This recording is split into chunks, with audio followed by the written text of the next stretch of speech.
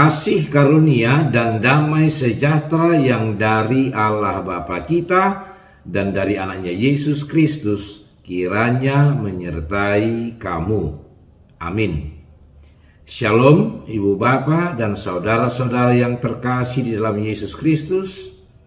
Salam jumpa kembali bagi kita sekalian melalui sapaan pagi hari ini.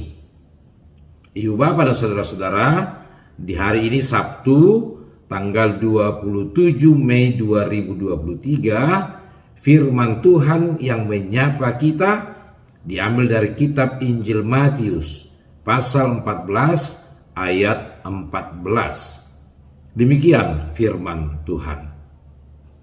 Ketika Yesus mendarat, ia melihat orang banyak yang besar jumlahnya, maka tergeraklah hatinya oleh belas kasihan kepada mereka, dan ia menyembuhkan mereka yang sakit.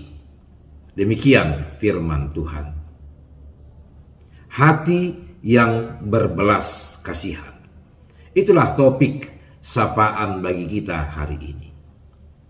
Ibu Bapak dan saudara-saudara, tahukah kita mau kemana Yesus sebelum akhirnya ia bertemu dengan orang banyak yang besar jumlahnya itu? Ternyata Yesus bersama-sama dengan murid-muridnya sedang hendak pergi dengan menaiki perahu ke satu tempat yang sepi, yang tidak ada orang. Karena Yesus ingin menyendiri setelah dia mendengar bahwa Yohanes Pembaptis baru saja dihukum pancung oleh Herodes. Itulah yang melatar belakangi sehingga Yesus pergi dengan menaiki perahu ke tempat yang sepi. Namun, Ibu Bapak dan saudara-saudara, setelah Yesus tiba di tempat yang ditujunya, ternyata di tempat itu sudah banyak sekali orang-orang yang sedang menunggu-nunggu Yesus. Jumlah mereka tidak sedikit, jumlah mereka sangat besar. Yesus yang hendak menyendiri harus bertemu dengan orang banyak, dengan segala keinginan, dengan segala permohonan, dan dengan segala harapan-harapan untuk lepas dari masalah-masalah yang mereka hadapi, dan mereka mengharapkan pertolongan Yesus.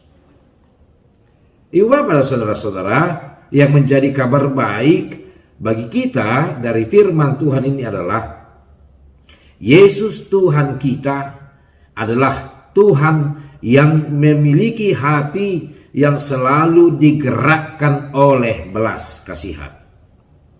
Maka ketika Yesus melihat orang banyak itu, Yesus tidak mengambil langkah untuk berpaling dan meninggalkan mereka.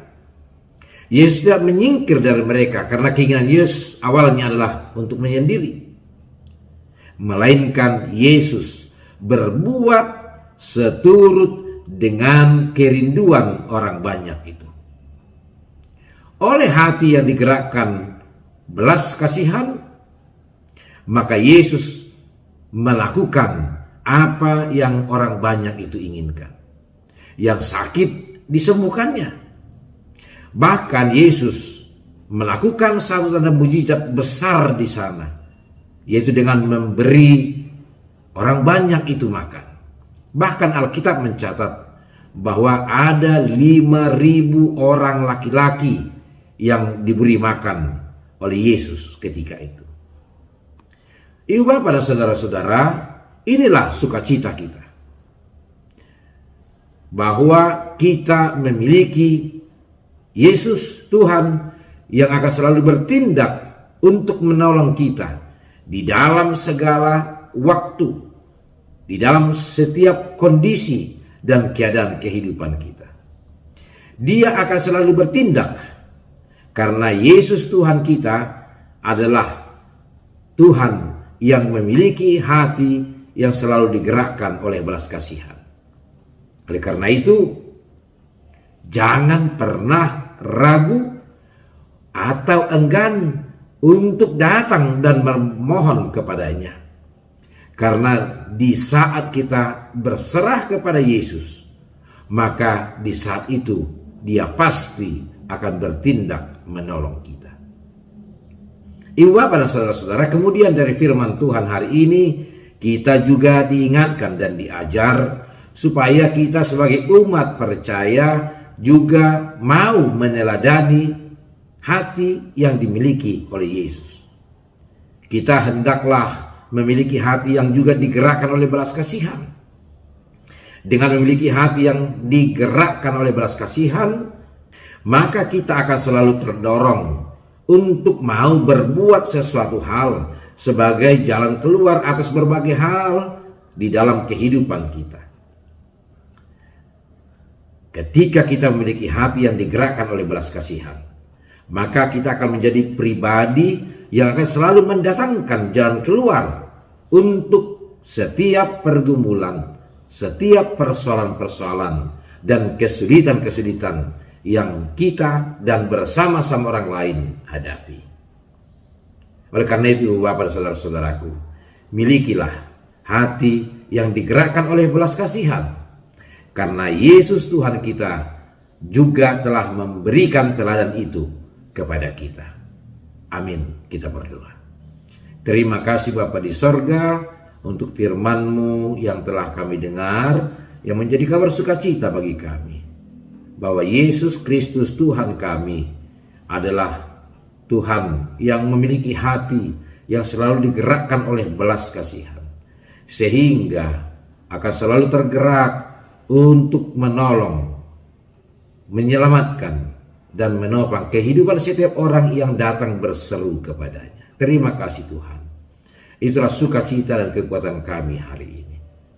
Dan biarlah juga melalui firman Tuhan hari ini, kami dapat diajar untuk memiliki hati seperti Kristus Yesus Tuhan kami. Hati yang selalu digerakkan oleh belas kasihan, sehingga kami juga akan menjadi pribadi yang dapat bertindak dan berbuat sesuatu hal untuk menjawab setiap pergumulan, persoalan, dan masalah kehidupan ini. Terima kasih Bapa. Engkau yang menguatkan kami untuk melakukan firman-Mu hari ini. Kami berdoa untuk hidup kami dan saudara-saudara kami sepanjang satu hari ini, berkati ya Tuhan.